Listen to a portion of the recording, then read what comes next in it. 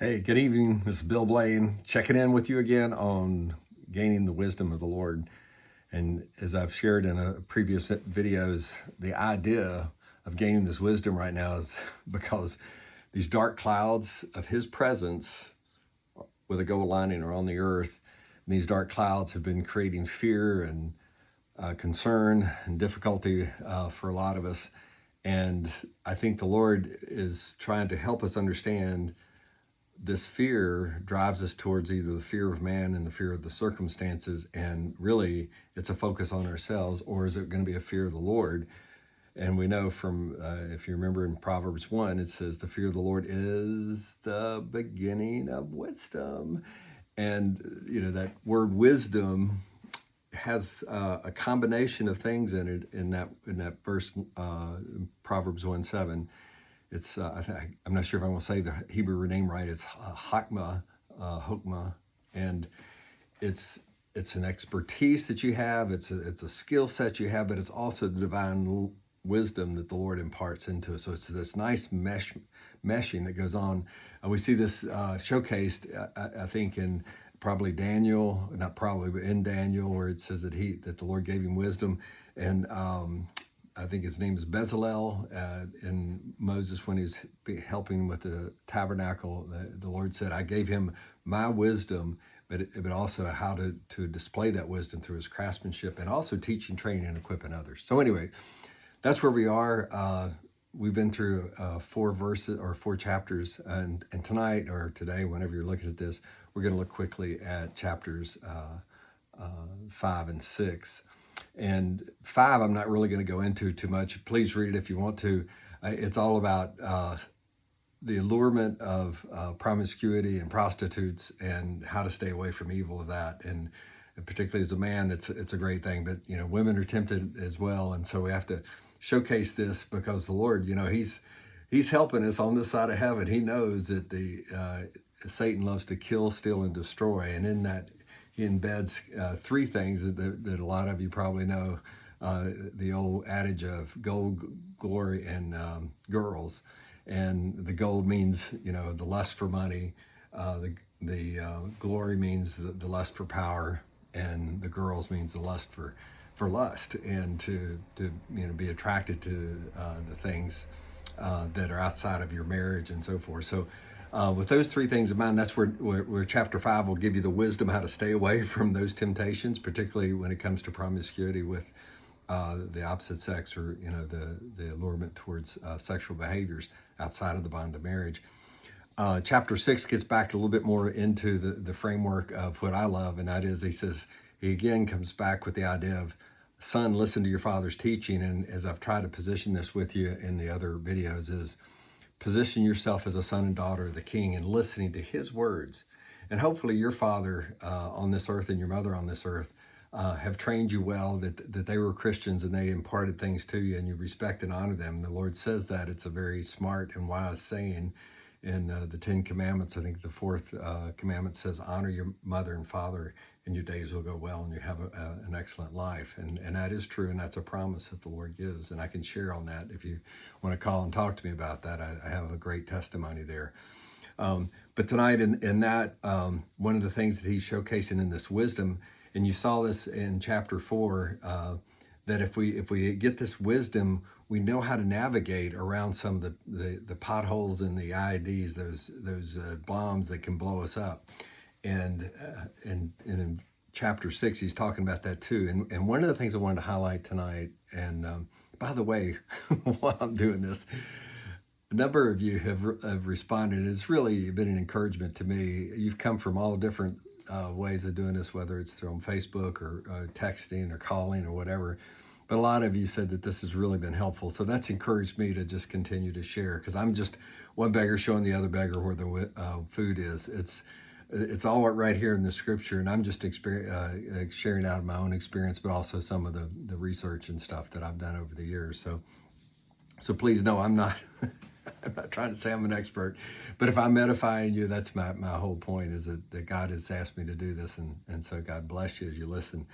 But one thing I did want to showcase tonight, that's in a lot of the Proverbs, and it's the word wicked. And I've referred this a few times for y'all to do your own research on this. There's not very descriptive in the Hebrew word. It's H. Let's see what 7563. I won't try to pronounce it, but that's one that'll recur, and it basically, you'll love this. It says it's wicked. Being wicked is wicked. It is guilty of sin, which again is sort of like this really super general, because a lot of people don't know what sin is in today's culture. So let me just define it. Well, let me go a couple other things that it does. And if you look at the root of it, the root word of this word means disruptor, an agitator, a person who brings, well, disruption is probably about the best word. So disruption and agitator. And when I look at the culture today, there are a lot of people trying to do that. And so I wouldn't necessarily go up to them and point. I wouldn't have thought about, hey, you wicked person. God's wicked. Like I've shared before, wicked has been neutralized with lives. Say, oh man, that car is so wicked. And that just means that they think it's a fancy car. But I'm telling you, in God's terms, he doesn't play on this level. So here's what I would say whenever you hear the word wicked, it's the opposite of Jesus. Jesus is your best theology here. So when you see people being agitators and disruptors, and I'm going to get into something here in just a second in the latter part of chapter 6 that'll help pinpoint some of the things that God really hates. I mean, we already see some of that already when he talks about in the Ten Commandments. You can get a flavor for it, but he sometimes breaks it down a little more specifically. Jesus did that too. But tonight, let me just say this, that when you think of the word wicked, in verses 16 through 19, the 16 through 19 of chapter 6, he says this: the Lord hates this. And when you hear that, now you probably, if your dad said, I hate it when this happens, and you probably go, oh, you might feel that. There is that here. That's the fear of the Lord. Just saying, I don't want to hurt the Father's heart here. I want to do what he wants. And again, the fear of the Lord means you stand in attention on the one side saying, he's God and I am not. And that's what I say every morning. You're God, I'm not, and I am thankful. But I turn around and the next proclamation I make is, you're a good, good father, and I am a good, good son.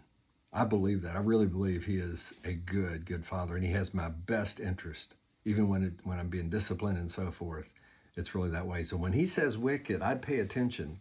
And I'd be looking, and if you see, as he says here, when he sees agitators or he sees disruptors and he sees people being violent, he's saying those are wicked people. That's his definition, not mine.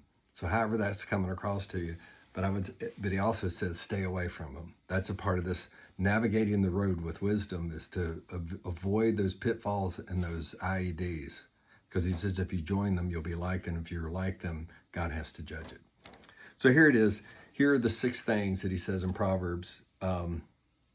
Haughty eyes, or pride, if you just want to say that. A lying tongue.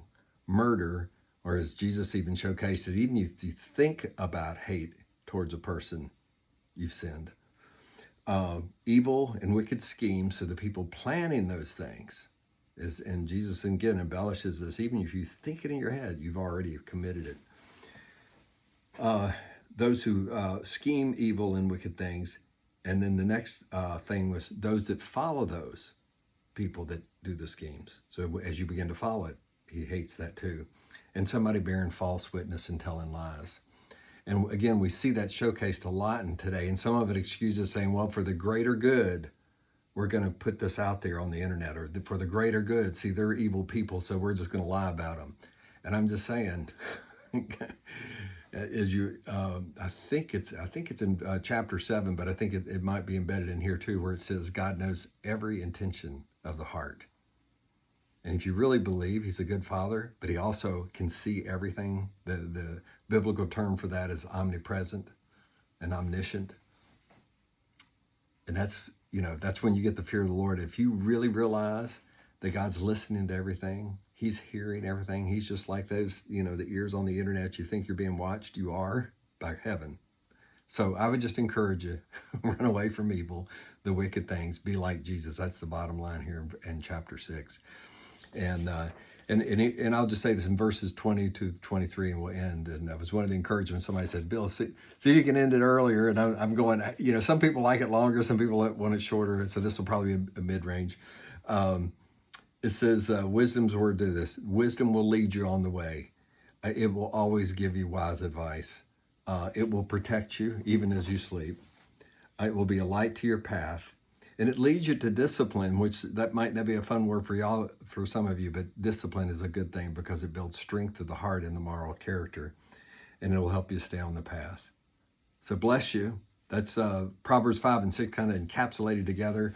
We'll go over it more on tomorrow or the next day. We'll get into 7 and maybe even 8. And God bless you as you continue to bring his light of wisdom on the earth to those around you and bless them, because our culture needs you doing that very thing. Take care.